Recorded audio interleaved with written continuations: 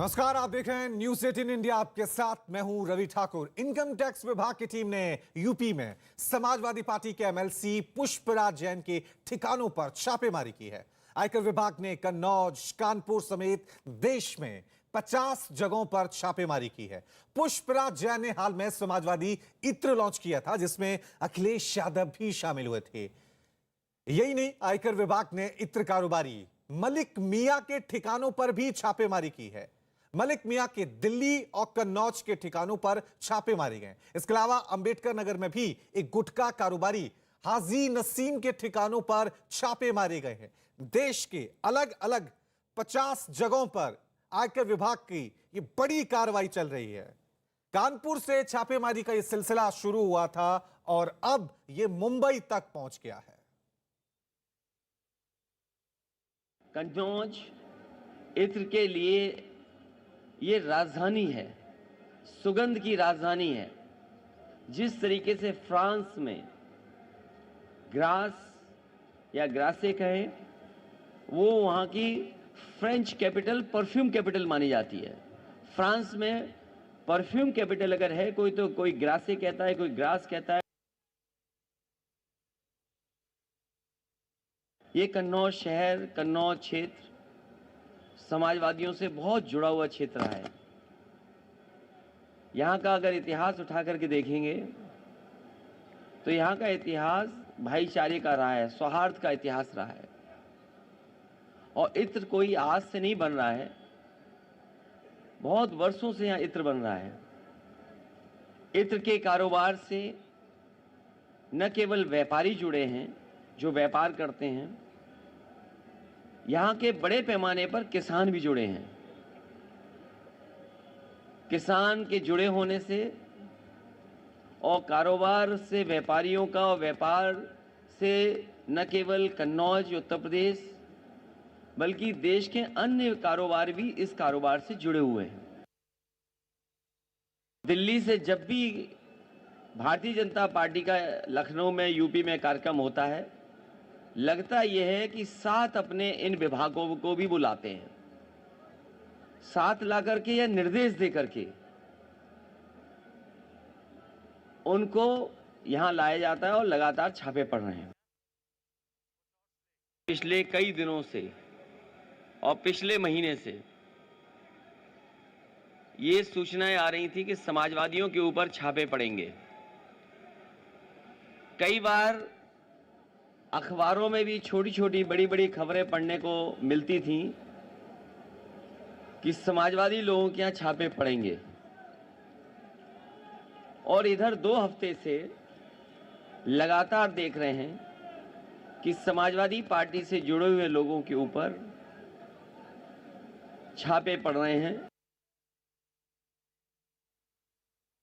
Samajwadi party के वरिष्ठ नेता रामगोपाल यादव ने बीजेपी पर हमला बोला है। उन्होंने कहा कि चुनाव के समय में ही छापेमारी क्यों हो रही है। समाजवादी पार्टी के नेता कह रहे हैं कि उत्तर प्रदेश में अब चुनाव आ गया है, इसलिए बीजेपी की जो सहयोगी हैं, इनकम टैक्स, ईडी, उनका उत्तर प्रदेश में आवाजाही बढ़ गई। हमारे साथ समाजवादी पार्टी के प्रमुख महासचिव रामगोपाल यादव हैं। रामगोपाल जी, आपके एमएलसी पर अब छापेमारी हुई। पहले आप लोग कह रहे थे कि अपने ही आदमी पर छापा मार दिया, आप लोग आरोप लगा रहे थे अखिलेश यादव, अब तो आपके एमएलसी पर छापेमारी हो रही है। ऐसा है, हमारे तो कई लोगों पर छापामारी हो चुकी है। और ये तो जब अखिलेश जी ने कह दिया कि हमारे एमएलसी पर छापा मारना चाहते थे, गलती से बीजेपी के आदमी छापा मार दिया, तो अब इसलिए छापा मारा गया कि खिसियानी बिल्ली खंबा नोचे, कि वहां तो उसको बता दिया टर्नओवर है और ठीक है 50 करोड़ 52 करोड़ रुपया इनकम टैक्स का मैं जुर्माने को हो जाएगा, केस खत्म।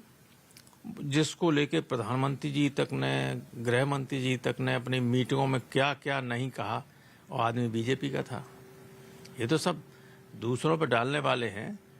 अब पुष्पराज जैन के यहाँ छापा डाला है, मिलेगा कुछ नहीं है, कुछ नहीं, लेकिन कुछ न कुछ प्रचार के लिए तो बता ही देंगे देश में कैसा हुआ। अरे 50 जगह छापा मारा जा रहा है, और 1000 करोड़ का, 2000 करोड़ का, 10,000 करोड़ का मिला, और मिलेगा कुछ नहीं, न है उसके पास कुछ भी। इस तरह का कोई गलत काम ही नहीं करते। गलत काम तो इस सत्ता के सहारे बीजेपी के लोग ही सब करते हैं। अब इनकी ये हिम्मत नहीं है इनकम टैक्स वालों की कि अडानी के यहाँ छापा मारे और इन लोगों के यहाँ छापा मारे। अब दे दिया उसने बयान नीरज मोदी ने कि हमसे तो इतना 1000 करोड़ रुपया लेके इन लोगों ने भगाया, मुझे तो भगाया गया, रुपया लिया इतना, तो अब वही दोषी हैं, तो हम ही क्यों दोषी माने जाए। इंग्लैंड की कोर्ट में बयान दे दिया उसने। अब इसके इनके क्या जवाब है इसका? सरकार ये कह रही है कि एजेंसी जो होती हैं वो स्वतंत्र हैं, वो अपना काम कर रही हैं, और अगर उनको टिप ऑफ मिला है कहीं से कि वहां पर टैक्स इवेजन है, टैक्स की चोरी हुई है, तो इसलिए छापेमारी हुई, चाहे वो पीयूष जैन हो चाहे वो पंपी जैन हो। हमारा ये कहना है कि जैसे ही चुनाव आता है तो ये संस्थाएं चुनाव ड्यूटी पर लग जाती हैं। ये चुनाव ड्यूटी है इनकी, कोई वो नहीं है कि काम कर रहे हैं जो प्रोफेशनली करना चाहिए, वो नहीं करते हैं। ये उनकी चुनाव ड्यूटी है कि विपक्ष के ऊपर छापा मारो। तो ये प्रधानमंत्री की बात आपने कही, गृह मंत्री की कही, वो लोग तो कह रहे हैं कि ये समाजवादी पार्टी के लोगों की काली कमाई है जो निकल रही है। ये तो दुनिया जानती है काली कमाई किसके पास है, मैं तो उन पर कोई कमेंट ही नहीं करना चाहता हूँ। सर, उत्तर प्रदेश में अब चुनाव है, एटमॉस्फेयर बहुत चार्ज हो गया है। आपने कई बार ऐसा कहा कि भीड़ जो समाजवादी पार्टी की आ रही है उसको देख करके ये सब कुछ हो रहा है। ये सही बात है, यही हो रहा है। ये हताश हैं, निराश हैं और घबराए हुए हैं। ये जानते हैं कि उत्तर प्रदेश में इनकी सत्ता जाने वाली है और इसलिए ये सब ये कर रहे हैं, क्योंकि उत्तर प्रदेश में अगर चली जाएगी अभी तो आगे को खतरा हो सकता है। आपने देखा नहीं कि मुख्यमंत्री को पीछे कर दिया, प्रधानमंत्री आगे का चल रहे। अब सारा चुनाव अपने हाथ में ले लिया पीएम ने, मुख्यमंत्री पीछे पीछे टरकते जाते हैं, कोई पूछता नहीं। आपको लग रहा है कि ये सब कुछ जो हो रहा है, जैसा कि आप बार बार कह रहे हैं कि चुनाव है चुनाव है चुनाव है, तो ये किसी के इशारे पर या किसी के कहने पर हो रहा है? क्योंकि बीजेपी ये कह रही है कि ये है कि ये जब चुनाव आ गया है, इस अभी यही समय क्यों चुना गया? इससे पहले क्या पुष्पराज जैन नहीं थे? पुष्पराज जैन तो 6 साल से एमएलसी और व्यापार कर रहे हैं, वो सैकड़ों वर्ष से उनके परिवारीजन वगैरह सब। तो क्या ये प्रॉपर टाइम था? ये टाइम पे जो छापे मारे गए हैं ये दर्शाते हैं कि बीजेपी बुरी तरह परेशान हो गई उत्तर प्रदेश में अखिलेश की लोकप्रियता से। उनकी सभाओं में 2 दिन के नोटिस पर, 1 दिन के नोटिस पर अपनी तरफ से लोग आते हैं लाखों की तादाद में, और इनके यहाँ पूरी प्रशासन, जिले का प्रशासन, राज्य का प्रशासन लगता है, सारी आशा बहुओं को खींच के लाया जाता है, आंगनबाड़ी आती हैं, लाभार्थी एक नया तबका पैदा हो गया उसको लाया जाता है उठा के जबरदस्ती, इच्छा के विपरीत। वोट कोई नहीं देने जा रहे, लेकिन इनकी सभा में जो आ रहे हैं उनका एक भी मतदाता नहीं, लेकिन कुर्सियां भरने के लिए लाए जा रहे हैं वो सब। तो आप कह रहे हैं ये सरकारी खर्चे पे लोग लाए जा रहे हैं और चुनाव का प्रचार कर रहे हैं। सरकारी खर्चे इतने ज्यादा बेईमानी कोई और कर सकता है? अखिलेश यादव बस से यात्रा कर रहे हैं। आपने देखा, मैंने तस्वीर ट्वीट की थी कि जन सैलाब उमड़ पड़ा है उनके पीछे, वक्त बदलाव का है। क्या उम्मीदें आप लोगों की हैं इन सब बातों के बावजूद कि क्या नतीजा होने जा रहा है? जितना ही ये लोगों को हैरेस करेंगे हमारा उतना ही जन समर्थन बढ़ेगा और हम एक तरफा चुनाव जीतेंगे, क्लीन स्वीप करेंगे। बीजेपी को कहीं पैर रखने को जगह नहीं मिलेगी उत्तर प्रदेश में। लेट द इलेक्शंस कम। अखिलेश यादव आज प्रेस कॉन्फ्रेंस करने वाले थे 12:30 बजे, उसके पहले ही सुबह से छापेमारी चल रही। कोई कनेक्शन आप देखते हैं कि उनकी प्रेस कॉन्फ्रेंस थी उधर? और पंपी जैन भी एक बार सामने आए थे, उन्होंने खुद कहा कि ऐसा लग रहा है कि छापेमारी उनके यहाँ होनी थी, वो कहीं और गई। तो वो सही बात है। अब ये है कि कुछ न कुछ प्रचार करने के लिए झूठा हो गया। सारे नेता बड़े बड़े कह गए थे पीयूष जैन को लेके समाजवादी पार्टी से, इसलिए अब पंपी जैन पे ये किया जा रहा है, चाहे कवर अप करने के लिए और कुछ नहीं। सर, डेमोक्रेसी में बहुत तरीके होते हैं। अगर आप ये कह रहे हैं कि केंद्रीय एजेंसियों का दुरुपयोग हो रहा है तो कोर्ट भी है। क्या आप लोग कोई लीगल एक्शन या कोई ऑप्शन की तलाश कर रहे हैं? देखिए, अब विचार करेंगे इस पे, अभी तो कोई नहीं कर रहे हैं। अभी तो हम लोग, हमारा मुद्दा केवल चुनाव ही है और ये जितनी ज्यादती करेंगे जनता में बात फैलाएंगे कि देखिए किस तरह से ये कर रहे हैं। आप देखिए ज्यादती, और ज्यादती तो 5 साल से कर ही रहे हैं। ऐसा है, बाबा की सरकार इतनी निरंकुश, इतनी तानाशाह लोगों पे ज्यादती करने वाली रही है कि उससे लोग वैसे ही पहले ही आजिज बैठे हुए हैं। अब ये देख रहे हैं कि अब ये ऊपर वाले और करने लगे हैं वैसा ही, तो इसका तो दुष्परिणाम इनको भोगना पड़ेगा। तो ये थे समाजवादी पार्टी के प्रमुख महासचिव रामगोपाल यादव, जो कह रहे थे कि चुनाव का वक्त ही क्यों चुना गया। जिन लोगों पर छापेमारी करनी थी 5 साल का समय था, लेकिन चुनाव में इसलिए छापेमारी हो रही है, उनका आरोप है क्योंकि बीजेपी हार से डर गई है। वहीं गृह मंत्री अमित शाह ने एक बार फिर अखिलेश यादव पर हमला बोला है। और मैं आपको बताना आया हूं, कुछ ही महीनों में इस सपा बसपा कांग्रेस बुआ बबुआ जिसको जो करना है वो कर ले। कुछ ही महीनों में आसमान को छूने वाला भव्य राम मंदिर वही जगह पर बनेगा जहां प्रभु राम का जन्म हुआ। और अब सीधा रुख करते हैं पटियाला का, जहां आज अरविंद केजरीवाल रोड शो के जरिए शांति मार्च निकाल रहे हैं, जनसभा को संबोधित कर रहे हैं। लड़ाई चल रही है, कुर्सी की लड़ाई चल रही है। पंजाब की चिंता किसी को नहीं है। इतनी कमजोर सरकार आज तक मैंने कभी नहीं देखी। आज ये पंजाब सरकार पंजाब के अंदर शांति बहाल करने में नाकामयाब है। आने वाले चुनाव में पंजाब सरकार पलटनी है और एक ईमानदार सरकार लेके आनी है, ईमानदार पार्टी की सरकार बनानी है। दोस्त,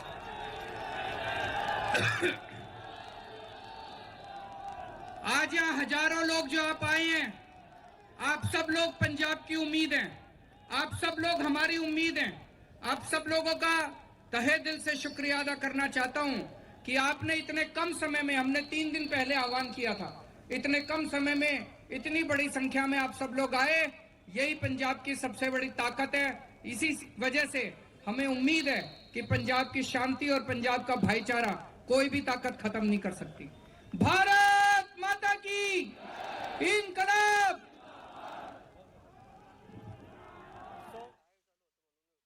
तो पटियाला से सीधी तस्वीरें हम आपको दिखा रहे थे। अरविंद केजरीवाल जिन्होंने आज पटियाला में शांति मार्च निकाला, रोड शो के जरिए हजारों आम आदमी पार्टी के कार्यकर्ता तिरंगा झंडा लिए हुए वहां पर मौजूद थे। जल्द ही पंजाब में विधानसभा चुनाव है, उससे पहले ही आम आदमी पार्टी ने चुनाव प्रचार में पूरी ताकत झोंक दिया। खुद अरविंद केजरीवाल हफ्ते में 2 से 3 बार पंजाब दौरे पर रहते हैं। चंडीगढ़, पटियाला, हर जगह अरविंद केजरीवाल खुद चुनाव प्रचार की कमान संभाले हुए हैं और फ्रंट से लीड करते हुए नजर आए। इसी कड़ी में आज अरविंद केजरीवाल पटियाला पहुंचे हुए थे।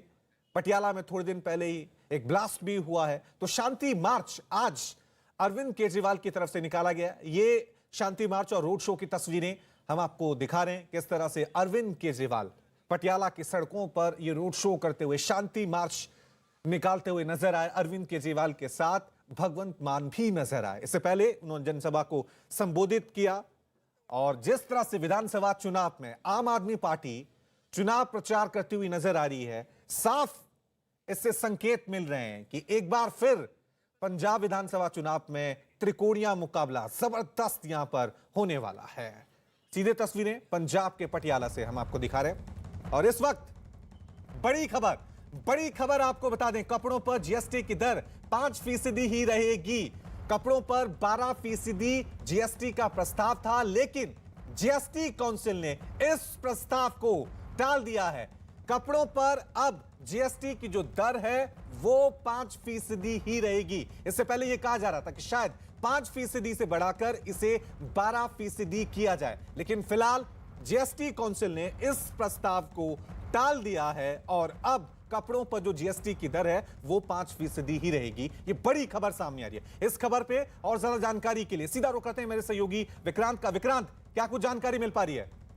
देखिए, जीएसटी काउंसिल की आज 46वीं बैठक थी और क्योंकि लगातार इस बात का विरोध भी किया जा रहा था, जो छोटे व्यापारी थे, कपड़े के व्यापारी थे, उनकी तरफ से इस बात का विरोध किया जा रहा था कि जीएसटी जो कपड़ों पर 5% है उसको नहीं बढ़ाया जाए, क्योंकि 12% होना था और 1 जनवरी से वो आदेश लागू होता। लेकिन अब जीएसटी काउंसिल में सभी के सुझाव को देखते हुए उसे टालने का फैसला लिया गया है। यानी कि जीएसटी जो कपड़े पर 5% पहले लगा करता था, अभी फिलहाल वही जारी रहेगा और 12% का जो प्रस्ताव था, उस प्रस्ताव को जो कल से लागू होना था, नए साल से लागू होना था, उस प्रस्ताव को टाल दिया गया है। शुक्रिया विक्रांत तमाम जानकारी के लिए।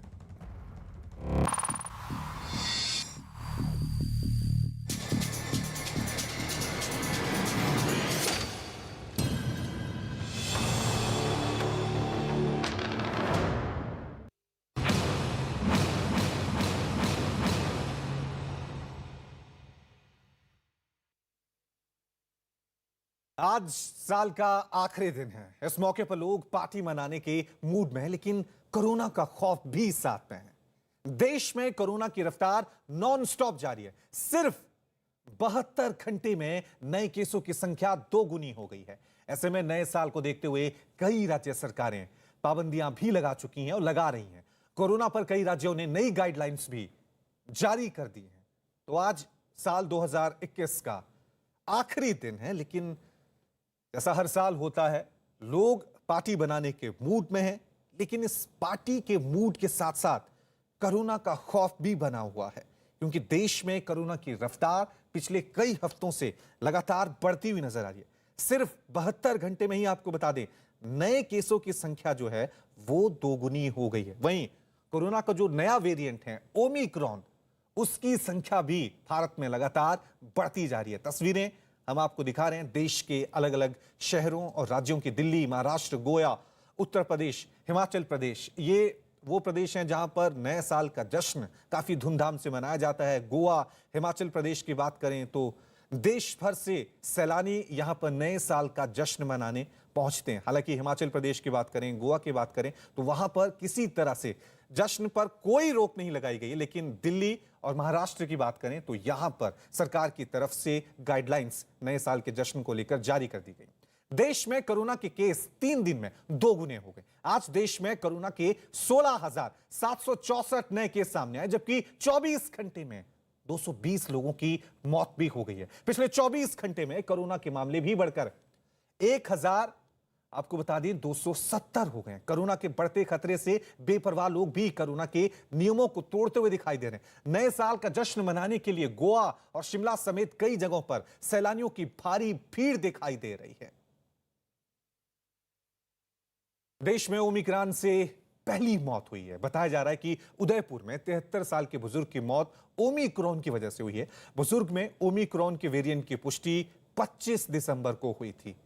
तो कोरोना के नए वेरिएंट ओमिक्रॉन की वजह से देश में पहली मौत हुई। मेल थे, उदयपुर के सवीना के रहने वाले थे। सर्दी जुकाम खांसी बुखार की वजह से इन्होंने कोरोना का टेस्ट कराया था, जो 15 दिसंबर को पॉजिटिव आए थे। 15 तारीख को ही वो अस्पताल महाराणा भोपाल चिकित्सालय में भर्ती हुए थे। इनको जो कोमोर्बिडिटी थी उसमें हाइपरटेंशन था, डायबिटीज मेलिटस था और हाइपोथायराइडिज्म था। चूंकि ये डबल नेगेटिव आ चुके थे, इसलिए कोविड डेथ तो नहीं मनाएंगे, लेकिन पोस्ट कोविड डेथ जरूर मनाएंगे। इनको वैक्सीन की भी दोनों डोज लग चुकी थी। देश की राजधानी दिल्ली में भी कोरोना की रफ्तार पहले से तेज होती हुई नजर आ रही है। गुरुवार को दिल्ली में कोरोना के 1000 से अधिक नए मामले आए हैं, जबकि 423 मरीज ठीक भी हुए हैं। नए मामलों के बढ़ने के बाद दिल्ली में अब संक्रमण दर 1.73% हो गई है। कोरोना के तेजी से बढ़ते मामलों को देखते हुए दिल्ली में सख्ती बढ़ा दी गई है। साथ ही नियमों के उल्लंघन पर कार्रवाई भी शुरू हो गई। नए साल के कार्यक्रमों में नियमों के पालन के लिए दिल्ली मेट्रो ने आज आपको बता दें कि मेट्रो के समय के लिए खास गाइडलाइंस जो हैं वो जारी कर दी गई हैं। राजीव चौक मेट्रो स्टेशन के बाहर निकलने पर आज रात से पाबंदी लगा दी गई है। उधर दिल्ली में सीलमपुर में कोरोना नियमों की अनदेखी पर बाजार को 2 दिनों के लिए बंद कर दिया गया है। वहीं दिल्ली हाईकोर्ट के साथ ही निचली अदालतों में भी 3 जनवरी से 15 जनवरी तक वर्चुअली काम करने का फैसला किया गया है। दिल्ली के लक्ष्मी नगर में बस स्टैंड पर लोगों की भीड़ दिखाई दी। दिल्ली में बसों में 50% लोगों के ही बैठने की इजाजत है, जिसके बाद लोगों को काफी परेशानी का सामना करना पड़ रहा है। तस्वीरें हैं लक्ष्मी नगर बस स्टैंड की, जहां पर आप देख रहे हैं कि एक बस आई है और उसके बाद कितने लोग यहां पर इस बस में चढ़ने के लिए तैयार हैं। मार्शल ने सबको यहां पर रोका है और पहले जो उतर रहे हैं उनको उतरने दे रही हैं, क्योंकि बसें जो है वो केवल 50% कैपेसिटी में चल रही हैं। ऐसे में ये तस्वीरें बेहद आम हो गई हैं, जहां पर जो लोग हैं वो लगातार अपनी बारी का इंतजार कर रहे हैं, लेकिन बसें केवल 50% कैपेसिटी में चल रही है। ऐसे में लोगों को फिर से उतरना पड़ रहा है और ये तस्वीरें दिल्ली में बिल्कुल आम नजर आ रही हैं, क्योंकि दिल्ली में जिस तरीके से कोरोना और ओमिक्रॉन के मामले बढ़े हैं, उसके बाद लोगों की दिक्कत भी बढ़ी है, क्योंकि 50% कैपेसिटी पे ही गाड़ियां चल रही है। सर, कब से इंतजार कर रहे हैं? 1 घंटा हो गया। 1 घंटा हो गया। तो सारी गाड़ियां आ रही हैं, भरी हुई आ रही हैं? आ रही भरी हुई है, 1-2 सवारी चढ़ रही है, बस वो भी उतर रहे हैं तब जाके। तो लेट हो जा रहे हैं इस वजह से? से? हाँ, लेट हो जा रहे हैं। तो ये जो स्ट्रगल है ये दिल्ली की हर तमाम जगहों पर देखने को मिल रहा है। ये बस स्टैंड की बात है, लेकिन यहीं पर पास में एक मेट्रो स्टेशन भी है। मेट्रो स्टेशन की अगर बात की जाए तो वहां पर जो मेट्रो पहले 2400 सवारी लेकर एक बार में चलती थी, अब वो केवल 200 सवारियां लेकर चल रही हैं, यानी कि सिटिंग कैपेसिटी का केवल 50% है। और ऐसे में जो लोग डेली कम्यूटर्स हैं उनको सबसे ज्यादा मुसीबत का सामना करना पड़ रहा है, क्योंकि वो अपने दफ्तर जाने के लिए, अपने काम की जगह जाने के लिए लेट हो रहे हैं, इंतजार कर रहे हैं, लेकिन बसें, ट्रेन पहले से ही भरी हुई आ रही हैं।